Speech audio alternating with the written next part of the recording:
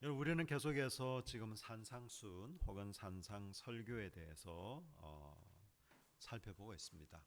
여러분, 산상순이라는 말은 예수님께서 산에서 가르치신 말씀 혹은 산에서 제자들과 또 무리들 앞에서 설교하신 내용을 이렇게 5, 6, 7장에 모아놓은 것이다라고 할 수 있습니다. 산상수는 크게 우리가 서론, 본론, 결론으로 나눌 수 있는데, 서론은 우리가 방금 읽었던 5장 1절부터 16절까지가 서론이고, 본론은 5장 17절부터 7장 12절까지, 그리고 7장 13절부터 마지막 절까지는 결론적인 부분으로 그렇게 좀 구조적으로 보면 살펴볼 수 있을 것 같습니다. 우리가 지난 시간에 서론적인 부분과 또 심령이 가난한 자에 대해서 살펴봤고요. 오늘은 9가지 복, 그 두 번째 시간으로 애통하는 자와 그리고 온유한 자에 대해서 살펴보고 싶습니다. 여러분, 우리가 지난주에 심령이 가난한 자를 살펴보면서 어떤 사람이 복된 사람인가, 가난하고 비천한 자들에게 임하는 하나님 나라, 그 하나님 나라를 받아들이고 그 하나님 나라에 속한 것이 얼마나 참 감사하고 복된 것인가라는 것을 우리가 한번 살펴보았습니다. 여러분, 5장 4절에 보니까 5장 4절 우리 같이 한번 읽을까요? 시작. 애통하는 자는 5장 4절입니다. 시작. 애통하는 자는 복이 있나니 그들이 위로를 받을 것이며.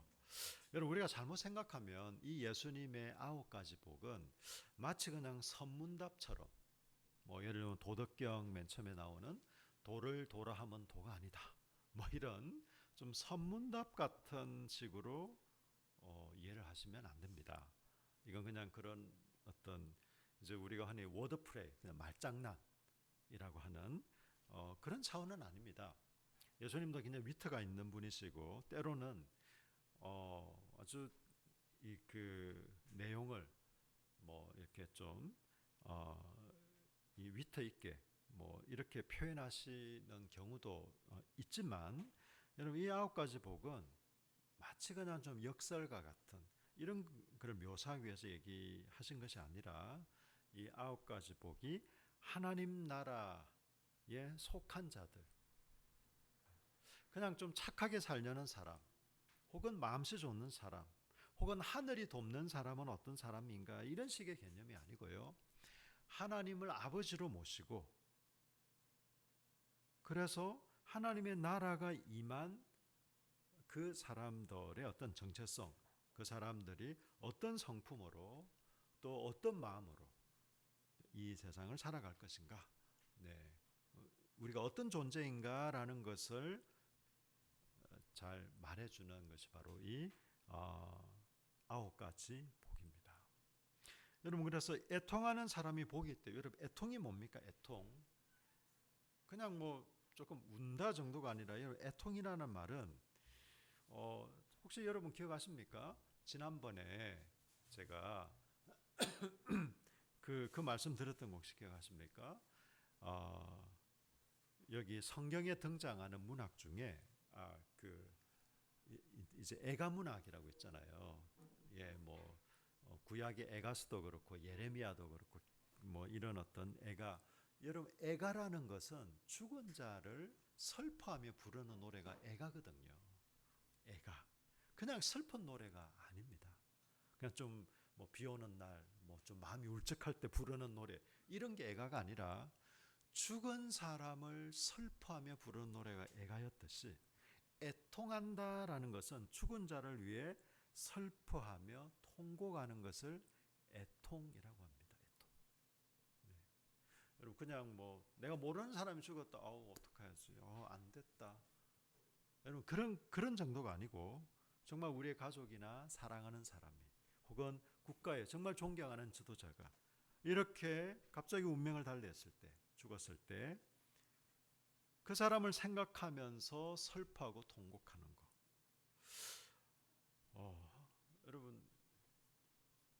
우리가 인생을 살아가면서 늘 이렇게 애통하는 건 아니죠. 근데 실제로 이렇게 막 애통할 때도 있습니다. 그죠? 우리가 드라마나 영화를 볼 때도 어떤 장면에서는 막 이렇게 어떤 그런 상황을 물론 그뭐다 설정해 놓은 거겠지만 막 정말 애통하지 않습니까? 때로는 흐느껴 울기도 하고. 여러분, 근데 이 애통하는 사람이 복이 있대요. 이런 사람들에게 위로가 임한대요. 마치 이런 걸까요? 이게 마치 그냥 카타르시스처럼 우리가 뭐 웃는 것도 우리한테 좋지만 우는 것도 사실 우리의 어떤 정서를 막 이렇게 좀 이렇게 좀 회복하는 그런 면에서 웃음도 필요하고 울음도 필요한 거예요. 뭐 이런 좀 일반적인 걸까요? 저는 그런 건 아니라고 확신합니다. 여러분, 그냥 웃음 치료 강사들이 하는 얘기가 여러분 다 뭐 틀린 말 아닙니다. 굉장히 좀 설득력 있는 얘기들도 있고 우리 뇌는 뭐 사실을 잘 구분 못하기 때문에 그냥 내가 막 미친 듯이 웃으면 우리 뇌가 막 자기가 굉장히 좋은 걸로 해가지고 뭐 무슨 뭐 그런 화학 물질도 뭐 뇌에서 생성해내고 뭐 그래서 그냥 싫든 좋든 무조건 웃어라. 우리가 꼭 그래야 될 필요는 없지만 여러분 그런 어떤 강연들을 저도 이제 몇 번 들어보긴 했는데 뭐 전혀 근거 없는 뭐 그런 말도 아닙니다. 한편으로는 뭐 그냥 우의상으로 있는 것보다는 차라리 그냥 그렇게 웃는 게 더 낫겠다 싶기도 하고. 여러분, 그러나 여기서 우리 주님이 말씀하시는 건 그런 차원에서 일반적인 완전 미친 듯이 웃으면 우리에게 조금이라도 도움이 되고 반대로 우리의 좀 카타르시스를 좀 이렇게 좀 느낄 수 있는 우리의 좀 이런 감정의 찌꺼기들을 해소할 수 있는 그런 면에서 우는 것도 좋은 거야. 이런 의미에서 애통하는 것을 애통함을 말하고 있지는 않습니다. 여러분, 우리 그리스도인은요. 저는 우리 그리스도인의 특징이 뭔가? 그리스도인의 특징은 물론 여러 가지가 있겠으나 저는 기쁨과 감사와 소망이라고 생각해요. 기뻐할 수 있는 것, 감사할 수 있는 것, 소망을 가질 수 있는 것. 여러분, 우리가 기뻐할 수 있고 감사할 수 있고 소망을 가질 수 있는 것은요, 우리에게 달려있지 않습니다. 물론 우리는 기뻐하고 감사하고 소망을 가지는 건 우리 자신이지만 우리에게 달려있지는 않습니다. 여러분, 참 기독교에 신비로운 것들이 많잖아요. 삼위일체 하나님부터 시작해서 사실 우리가 이런 은혜를 누리는 건 우리 하나님이 다 하셨기 때문이에요. 여러분 같이 한번 따라 하실까요? 하나님이 다 하셨습니다. 저 여러분의 구원을 위해서 하나님이 다 하셨습니다. 인간의 완악과 죄와 허물에도 불구하고 여러분 우리가 어떻게 알 수 있습니까? 이스라엘을 대하시는 하나님, 이스라엘과 관계하시는 하나님을 보면 알 수 있잖아요. 그럼 이스라엘 백성들은 철저히 실패했어요. 철저히 실패한 민족이고 실패한 사람들입니다. 그럼에도 불구하고 하나님의 언약과 하나님의 그 의지는 실패하지 않았습니다. 여러분, 이스라엘 백성들과 우리가 얼마나 다를까요? 우리는 새로운 종족들입니까? 제가 참 세월이 갈수록 제가 젊었을 때는 이스라엘 백성들을 우습게 봤습니다. 물론 유대인들은 지금도 우리를 우습게 보겠지만 참 어떻게 인간들이 이럴 수 있을까?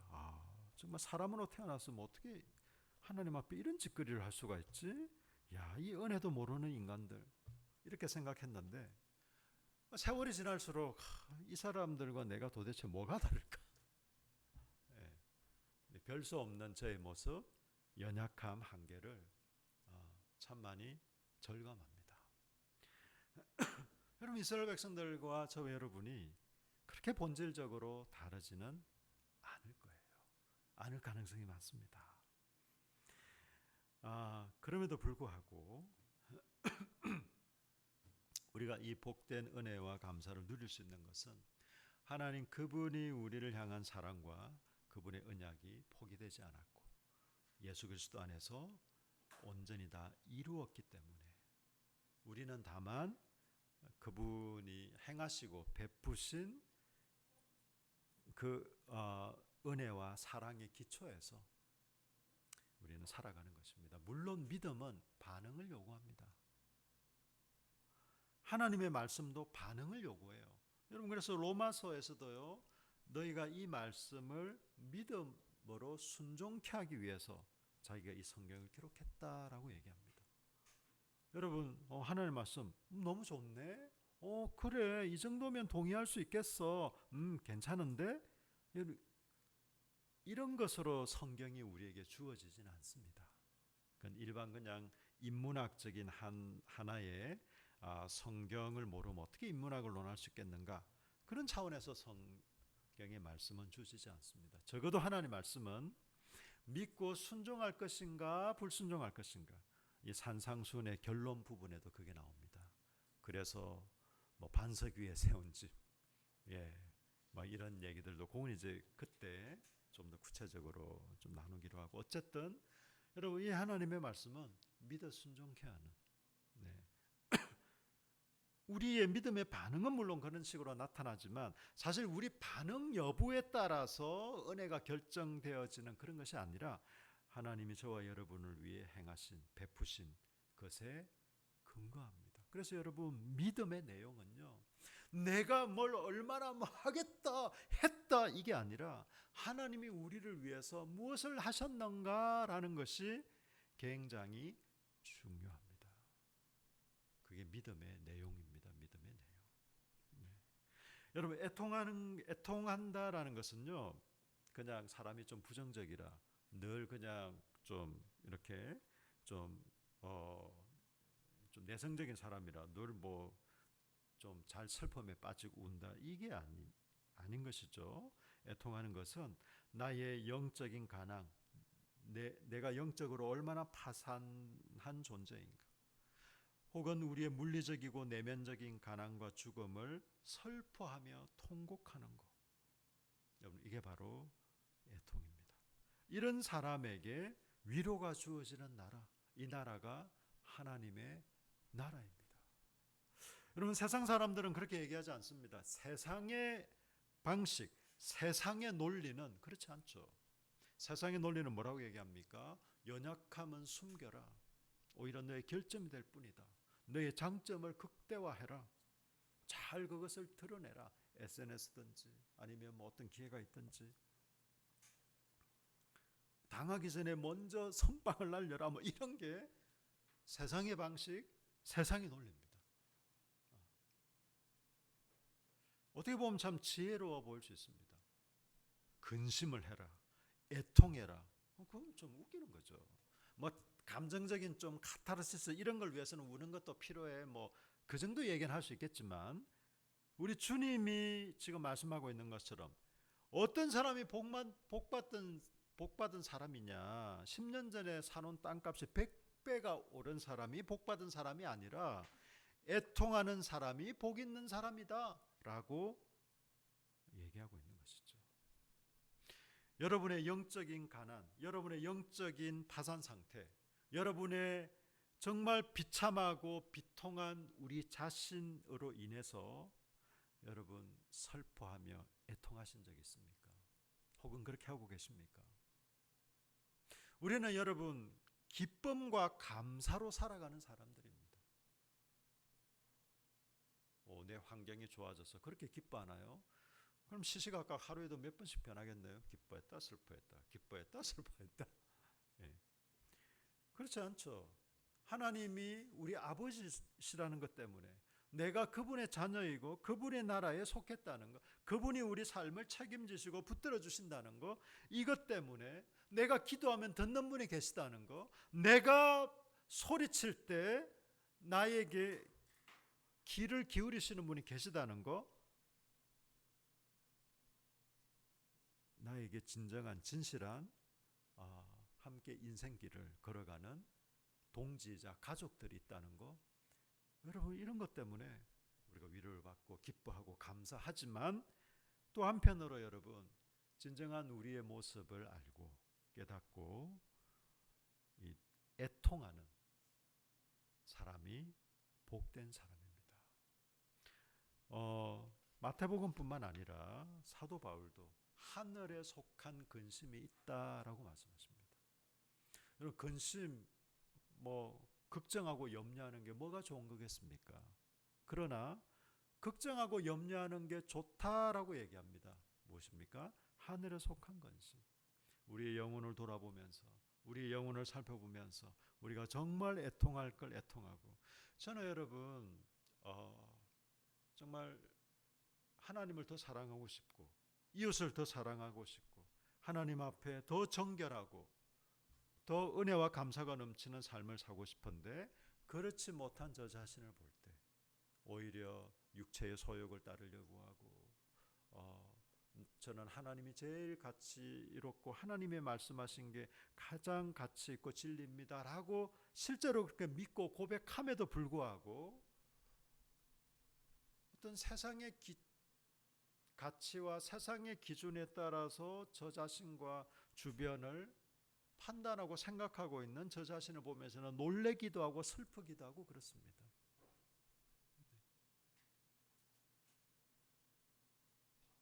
여러분 자신의 모습을 보면서 우리가 완벽주의자가 되자는 말이 아니라 오늘 정말 슬퍼하고 애통하셔야 됩니다. 우리의 모습을 보면서 주님 앞에, 주님이 사랑하라고 말씀하셨는데, 저는 제가 이번 주에 우리가 좀 누가복음을 읽고 있지 않습니까? 누가복음을 읽으면서 우리 주님이 물론 마태복음에도 그런 말씀하셨고 우리가 복음서에 읽는 또 유익이 그거잖아요. 뭐라고 말씀하셨냐면, 사랑할 만한 사람을 사랑하는 거, 그거 세상 사람들도 다 안다. 그게 뭐라고 그러냐. 사랑할 수 없는 사람을 사랑하는 거, 원수를 사랑하고 축복하고 기도하고,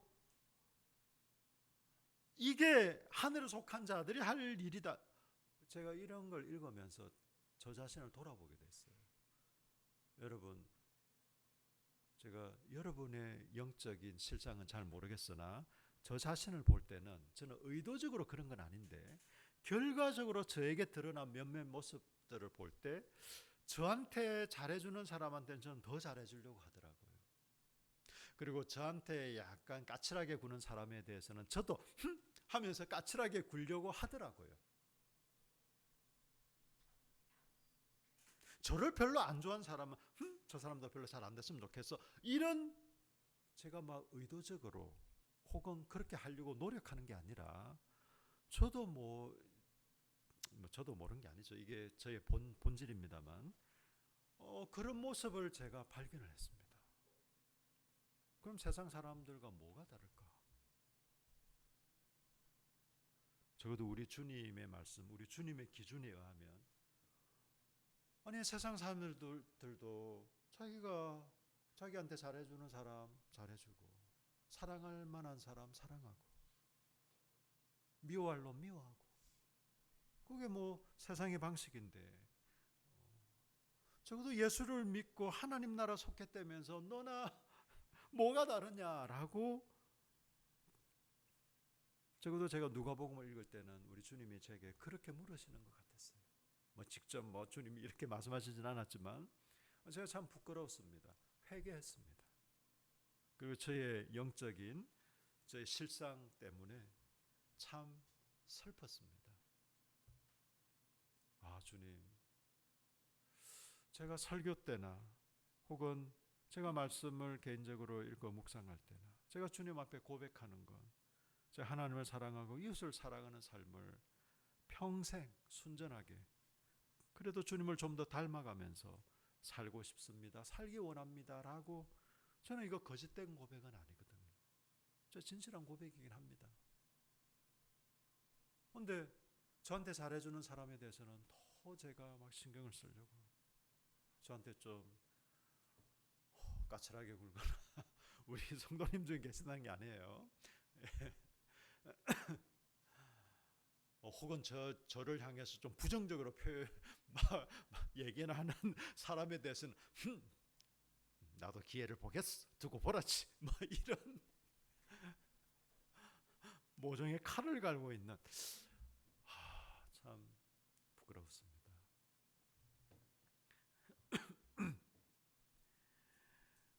여러분 5장 5절 우리 같이 읽을까요? 시작. 온유한 자는 복이 있나니 그들이 땅을 기업으로 받을 것이며. 여러분 드디어 땅 얘기가 나옵니다. 여러분 기대되지 않으세요? 별로 기대 안 되시는군요. 여러분 문화의 차이가 있습니다. 그죠? 시대의 차이도 있고, 예수님이 너는 무엇을 먹을까 입을까 마실까 고민하지 말아라, 염려하지 말아라 하셨는데, 우리 주님이 21세기 한국 사회에서 말씀하신다면 너는 어디에 살지 집 문제를 제일 먼저 얘기하셨을 것 같아요. 주택 문제를. 네, 우리는 그렇게 이해하시면 됩니다. 무엇을 먹을까 입을까 마실까 이걸 염려하지 말라 한다고 해서 음식 문제, 또 뭐 물 종류, 그리고 뭐 옷 종류 이런 게 아니라 우리 삶에 필요한 것에 대해 염려하지 말고 우리 하늘 아버지께 맡기고 의지해라, 신뢰해라. 우리는 그렇게 이해하는 게 맞는 거죠. 여러분 적어도 구약에서 땅은요 굉장히 중요합니다. 실제로 그들의 삶의 기반이기도 하고, 땅은 지파별로 또 가정별로 이렇게 분배받은 땅은 삶의 기반으로서도 중요하고, 이 구약에서 땅은 하나님 나라를 상속받는 것과 같은 의미입니다. 여러분 가나안 땅이 뭐 젖과 꿀이 흐른다고 해서 다른 땅보다 훨씬 더 비옥한 여러분 그런 땅이겠습니까? 여러분 사실은 팔레스타인, 예수님이 하나님 말씀하신 그 가나안 땅의 70% 이상은 다 광야입니다. 광야. 사람이 살 수 없는 곳. 뭐가 그리 좋은 땅입니까? 전 세계에서 가장 좋은 땅, 그런 땅 아닙니다. 그 가나안 땅이 젖과 꿀이 흐르는 땅이요 하나님이 약속하신 땅이고, 그곳에 하나님 나라가 임한다는 것은, 그 땅이라는 건 그 지금 현재 그 팔레스타인 그 지역의 그 물리적인 그 땅이 최고다라는 것이 아니라, 하나님이 다스리시고 하나님이 주인이 되시고 왕이 되시고 너희는 내 백성이 된 그 관계 안에 있는 복된 삶이 있는 곳, 그 복된 삶, 이것을 말하는 게 가나안 땅이었습니다. 그래서 땅을 상속받는다라는 것은요 하나님 나라, 천국을 소유하고 상속받는 그런 것입니다. 근데 이 땅을 기업으로 받는 사람이 어떤 사람이라고요? 온유한 사람. 여러분 온유한 사람이 어떤 사람으로 생각하세요?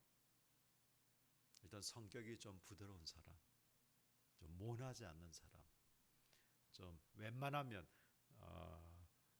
좀 급발진하지 않고 이렇게 좀 부드럽게 좀 상냥하게 처리하는 사람, 여러분 그런 사람일까요? 일부 포함될 수는 있겠으나 사실은 다른 의미입니다. 여기서 온유한자로 번역된 헬라어는요 프라우스라는 말인데, 이건 사실 겸손한 자라는, 겸손하다는 뜻으로 더 많이 번역됩니다. 온유하다라는. 사실 여러분 이 단어는 히브리어 이 가난하다와 같은 어근에서 나온 말이에요. 가난하다, 고통받다, 겸비하다, 이런 말과 오히려 관련 있는 말입니다. 저는 온유하다는 것은 그냥 가난하다라는 뜻이 더 강하다고 생각해요. 여러분 온유한 사람은 모든 것을 잃어버리고 비참해져서 이 절망과 가난으로 고통받고 슬퍼하며 통곡하는 사람, 이 사람이 여기서 말하는 온유한 사람입니다. 굳이 좀 더 나은 번역으로 겸손한 사람입니다.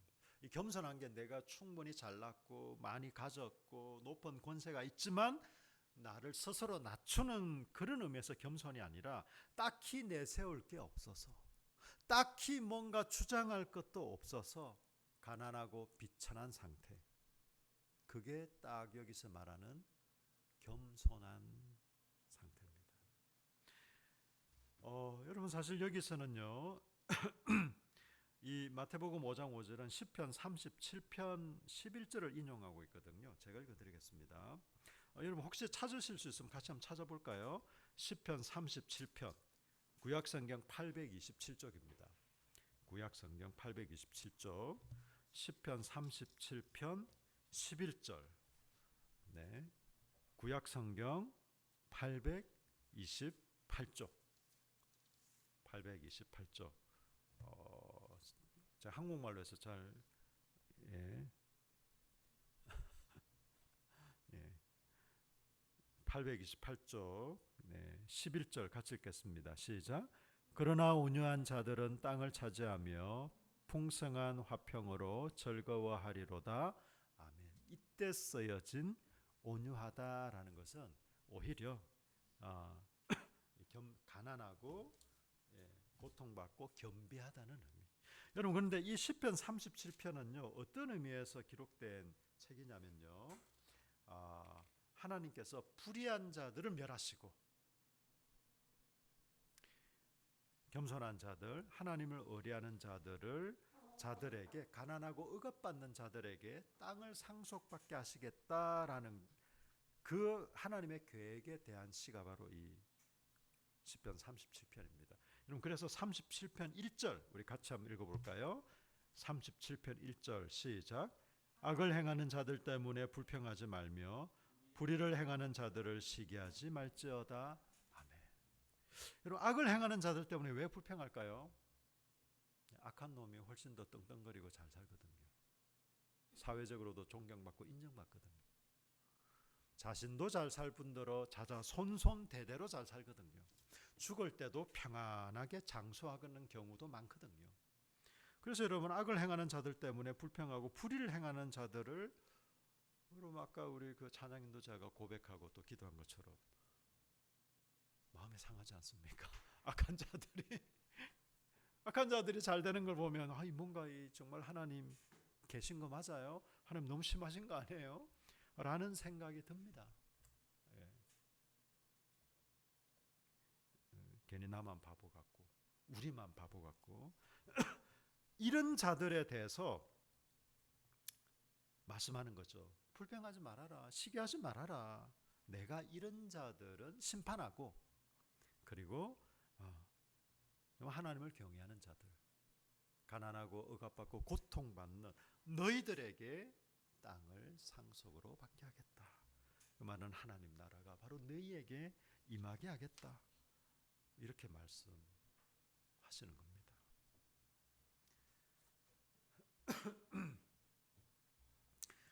여러분 사실 상속받는다, 땅을 기업으로 혹은 유업으로 받는다.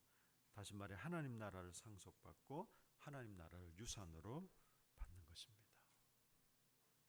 애통하는 사람 복이 있습니다. 겸손한 사람 복이 있습니다.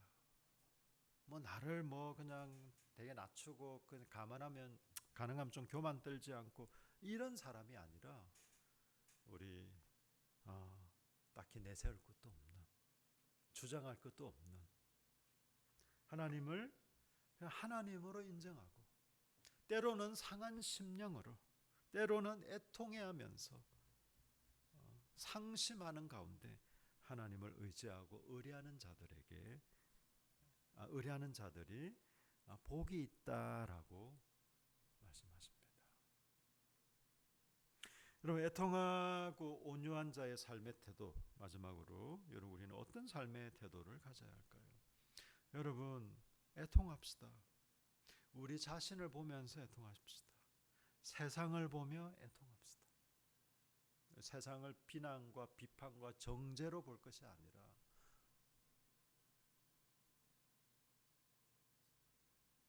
이 세상이 돌아가는 것을 보면서도 애통하고, 저와 여러분의 모습을 보면서도 애통합시다. 여러분 이것은 복된 것입니다. 복된 사람이 다른 말로 하면 애통하는 것이에요. 여러분 삶에 애통이 없습니까? 그럼 여러분 자신을 잘 점검해 보십시오. 심각한 것일 수 있습니다. 여러분의 참모습을 잘 보지 못하거나 아니면 너무나 무디어져서 이제는 너무나 그 상처가 따까리가 안고 해서 이제는 그냥 너무 굳어져서 자각을 하지 못하는, 여러분 그 상태가 너무나 오래 지속되고 반복이 되면 우리 영혼의 위협이 될 수도 있습니다.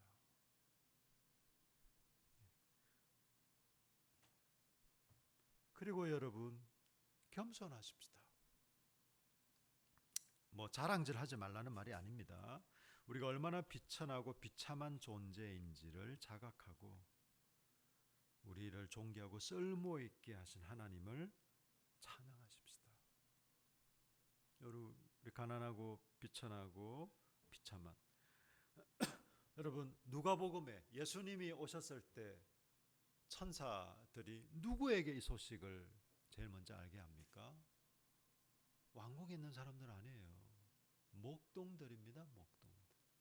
그 당시에 아주 비천한 자들, 사회적으로나 신분적으로나 경제적으로나 그런 자들. 마태복음이나 다른 곳에서는 어떻습니까? 이 지금 산상설교를 듣고 있는 사람들은 어떤 사람들입니까? 종교 지도자들, 왕족들, 귀족들, 부한자들, 그런 자들입니까? 아닙니다.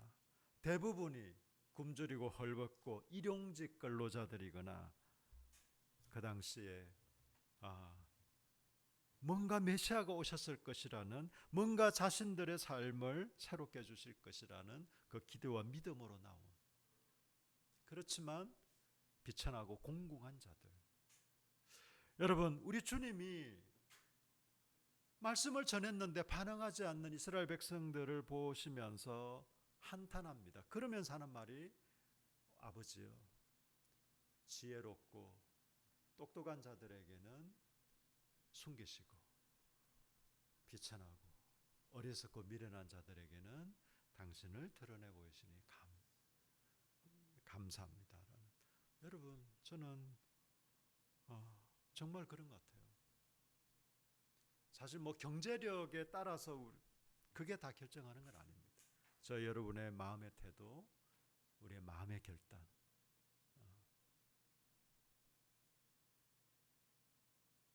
우리가 얼마나 가난하고 비천한 자들인가라는 것을 하나님 앞에 자각하고 인정하고 그분을 의지할 때, 여러분 우리가 얼마나 존귀하고 복된 존재입니까? 여러분, 무익한 자들을 유익하게 만드셨고 쓸모없는 자들을 쓸모있게 만드셨고 사랑받을 자격이 없는 자들을 사랑받는 자들로 만드셨고 은혜 받을 도저히 자격이 없는 자들에게 은혜를 주시고. 여러분, 저는 우리 그리스도인들이 근자감이 있다고 생각해요. 근자감, 근거 있는 자신감입니다. 뿌듯함, 근거 있는 자신감, 믿는 구석이 있다는 거죠. 여러분, 그렇지 않습니까? 예수를 믿고 하나님을 아버지로 모시며 살아가고 있는 저와 여러분에게, 여러분, 이건 놀라운 겁니다. 세상 사람들은 그건 근거 없는 자신감이야, 근자감이라고 얘기할지 모르지만 우리는 근거 있는 자신감이야 라고 얘기하는, 우리가 비록 애통하고 겸손하지만, 그렇지만 세상을 향해서는 여러분 막 겸손 또는 뭐 비굴한 그런 걸 아닙니다. 오히려 세상을 향해서는 당당하세요. 담대하십시오. 짓궂게 굴거나 뭐 억울하게 뭐 그렇게 하면 여러분 어필하십시오. 때로는 항의도 하세요. 필요할 땐 싸우십시오. 뭐 그렇다고 막 치고받고 폭력을 행하라는 게 아니라 세상을 향해서 우리가 당당하고 담대하되 우리가 이 땅을 살아가는 우리 내면의 상태는 애통하고 겸손한 것입니다.